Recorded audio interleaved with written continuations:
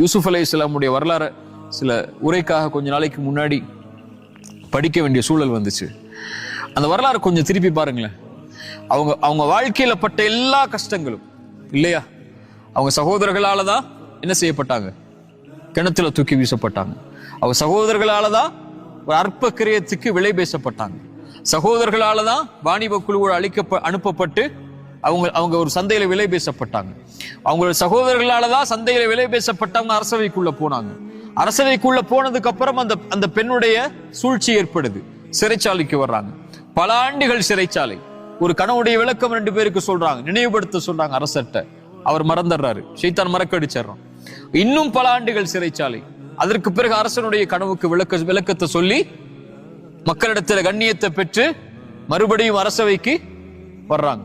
அத்துணை ஆண்டுகள் தந்தையை அவங்க பிரிஞ்சுட்டாங்க, அத்துணை ஆண்டுகள் உறவுகளை பிரிஞ்சுட்டாங்க. எல்லா கண்ணியமும் எடுக்கப்பட்டுடுச்சு. ஒரு நபிய விலை பேசினாங்க சந்தையில், ஒரு நபி சிறைச்சாலைக்கு அனுப்பப்பட்டாங்க. இவ்வளவு சோதனைகளையும் இவ்வளவு வேதனைகளையும் அனுபவிச்சவங்க இறுதி நேரம் வருது, வந்து நிக்கிறாங்க முன்னாடி, மன்னிச்சிருங்கன்னு சொல்லி என்ன வேணாலும் செய்யலாம் யூசுப் அலைஹிஸ்ஸலாம் இல்லையா.